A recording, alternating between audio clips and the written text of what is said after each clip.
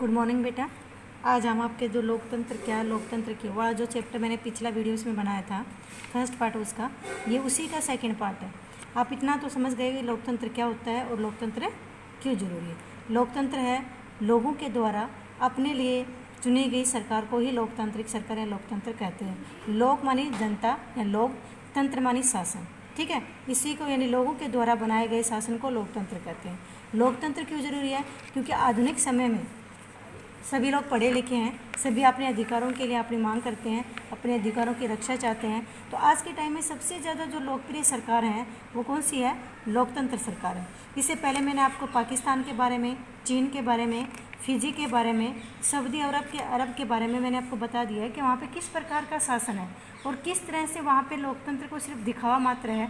बाकी सरकारें जैसा मन चाहते हैं तब जैसे चाहती हैं वैसे सरकारों का पलड़ा पलट दिया जाता है।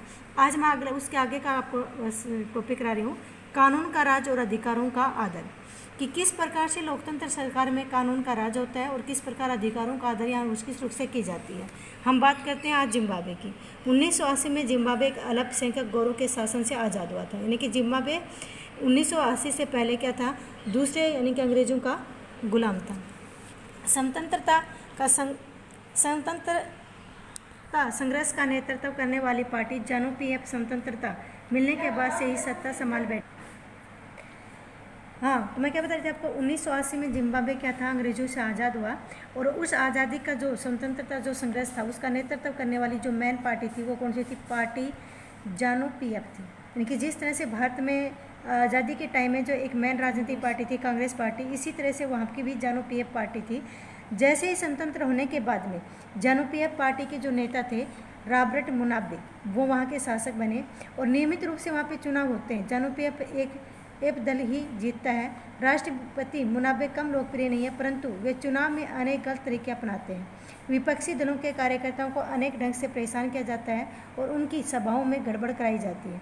आज़ादी के बाद से उनकी सरकार से कई बार संविधान में परिवर्तन करके राष्ट्रपति के अधिकारों में वृद्धि की गई है और उसके जवाबदेही को कम किया गया है। सरकार विरोधी प्रदर्शन और आंदोलन को गैर कानूनी घोषित किया जाता है। एक ऐसा कानून भी है जो राष्ट्रपति की आलोचना के अधिकार को भी सीमित करता है। टेलीविज़न रेडियो पर सरकारी नियंत्रण होने के कारण उन पर केवल सत्ताधारी दल के विचार ही प्रसारित होते हैं।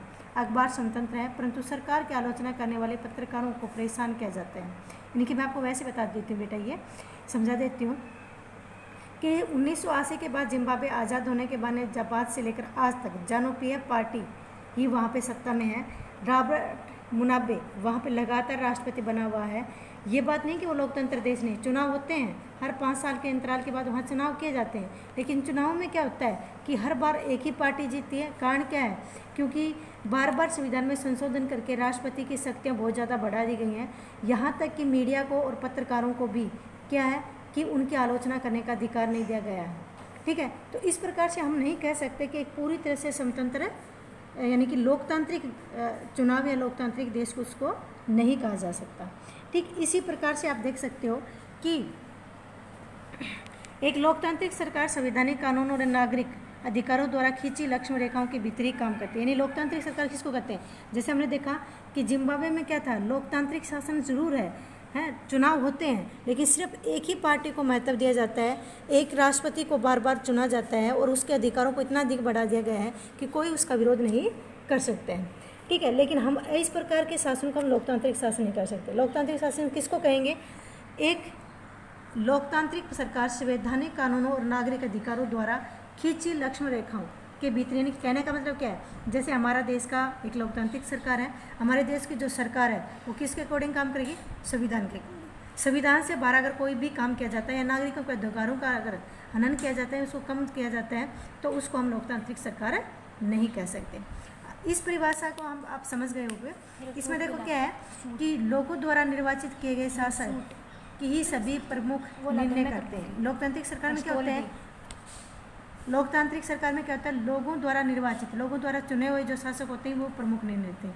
चुनाव लोगों के लिए निष्पक्ष अवसर और इतने विकल्प उपलब्ध कराता है कि यदि वे चाहे तो मौजूदा शासक को बदल सकता है, क्योंकि चुनाव एक ऐसी चीज़ होती है जनता के हाथ में लोकतंत्र में कि वो चाहे तो 5 साल के बाद में उसको बदल सकती है।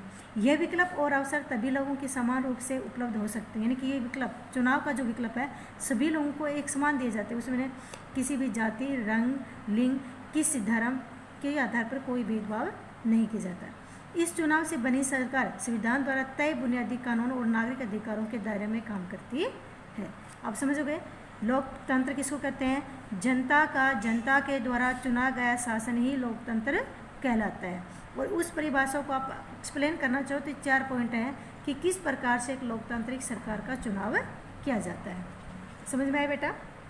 अगला देखो, लोकतंत्र ही क्यों जरूरी है? क्योंकि आज के टाइम अगर हम देखें, दुनिया में 206 देश हैं। 206 देश में शायद ही कोई ऐसा देश होगा जिसके अंदर लोकतांत्रिक सरकार न हो। सबसे ज़्यादा लोकतंत्र सरकार को क्यों पसंद किया जाता है?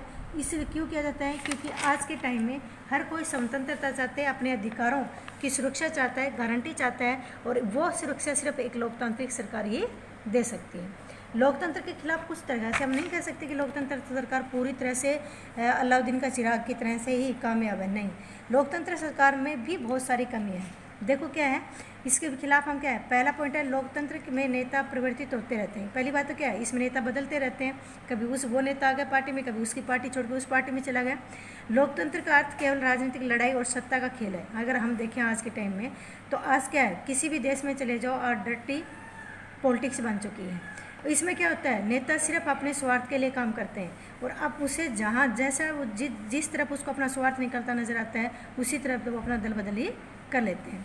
लोकतांत्रिक व्यवस्था में बहुत सारे लोगों में से बहस और चर्चा करनी पड़ती है, जिससे प्रत्येक निर्णय में क्या होता है, विलंब। जैसे हमारे देश में कोई कानून बनता है तो हमारी जो संसद है, संसद के 2 पार्ट हैं, Rajya Sabha, Lok Sabha, upper house, lower house, ठीक है। दोनों के अंदर उस कानून को पारित किया जाता है, उसके ऊपर बहस होती है, वोटिंग होती है, और उसके बाद में राष्ट्रपति के साइन होने के बाद में क्या होता है, वो कानून बनता है। तो इसमें एक बहुत लंबा समय लगता है, जो कि क्या होता है, समय और धन की बर्बादी मानी जाती है। निर्वाचित नेताओं को लोगों के हितों का पता नहीं चलता, क्योंकि निर्वाचित नेता सिर्फ चुनाव के टाइम में क्या होते हैं, घर घर आके आप वोट मांग लेते हैं। जैसे चुनाव होते हैं, जीत जाते हैं, लाल बत्ती गाड़ी मिल जाती है, तो उसके बाद में लोगों को देखने तरफ देखना भी भूल जाते हैं। लोकतंत्र में चुनावी लड़ाई महत्वपूर्ण और खर्चीली होती है, क्योंकि अगर आज के टाइम आप देखते हो हमारे देश में भी जब चुनाव होते हैं तो लोग किस तरह से अंधाधुंध पानी की तरह पैसा बहाते हैं जीतने के लिए। हर तरह के हथकंडे अपनाते हैं, लोगों के वोट खरीदना, या फिर घूस देना, या फिर अनुचित हथियारों का प्रयोग करना, डराना धमकाना, इस तरह के काम होते हैं। साधारण लोगों को पता ही नहीं होता कि उनके लिए क्या चीज़ अच्छी है और क्या चीज़ बुरी है। सबसे बड़ी बात है कि लोकतंत्र में हर किसी को नहीं पता, सब पढ़ा लिखा नहीं है, सभी समझदार नहीं है, सभी नेताओं के बारे में पूरी बात नहीं पता होती। तो लोग क्या होते हैं, या तो रिश्तेदार के दबाव में आकर, या पैसों में बिक जाते हैं, या दारू पीकर, या किसी दूसरे अनुचित तरीके से वो अपने वोट को डाल देते हैं। ये क्या थे, लोकतंत्र के खिलाफ तरक्की। अब लोकतंत्र के पक्ष में क्या तरक्की, हम नहीं मान सकते, ये कितनी सारी बुराइयाँ हैं, उसके बाद भी हम ये कहेंगे कि लोकतंत्र भले ही इतनी बुराइयाँ हैं, फिर भी क्या है, राजतंत्र से कहीं अच्छा है। इसी वजह से तो आज दुनिया के 206 देशों में से लगभग सभी देशों में लोकतंत्र सरकार बनी गई है।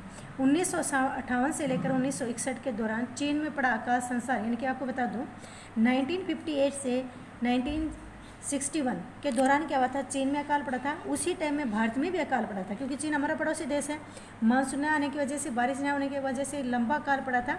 उस अकाल, चीन हमसे कहीं ज़्यादा ताकतवर, अगर हम कहें कि आर्थिक, अगर हम बात करें इकोनॉमिक कंडीशन की बात करते हैं, तो चीन क्या बाहर से कहीं ज़्यादा अच्छी स्थिति में उस टाइम भी था और आज भी है। लेकिन उस टाइम में चीन में लाखों से अधिक लोग मरे भूख के कारण, जबकि भारत उस टाइम में नया नया आज़ाद हुआ था, हमारी आर्थिक स्थिति यहाँ इतनी अच्छी नहीं थी। उसके बाद में भारत में क्या था, इतने लोगों की मौत नहीं हुई। कारण क्या था, क्योंकि चीन में क्या था, तानाशाह सरकार है, भारत में क्या है, लोकतंत्र सरकार है। तो सरकार को जनता से वोट लेने के लिए, या जनता के पास की लोकतंत्र सरकार होने के कारण, जनता के प्रति जवाबदेह होने के कारण, मानो आप किसी भी तरह से मानो कि खराब आर्थिक कंडीशन की वजह से कि भी भारत ने क्या था, उस टाइम में लोगों को अनाज की आपूर्ति कराई थी, जिससे हमारे देश में लोग कम मरे और चाइना में लोग ज़्यादा मरे। इसके अलावा भी हम ये कह सकते हैं कि हाँ, कि निर्णयों में 10 मिनट के लिए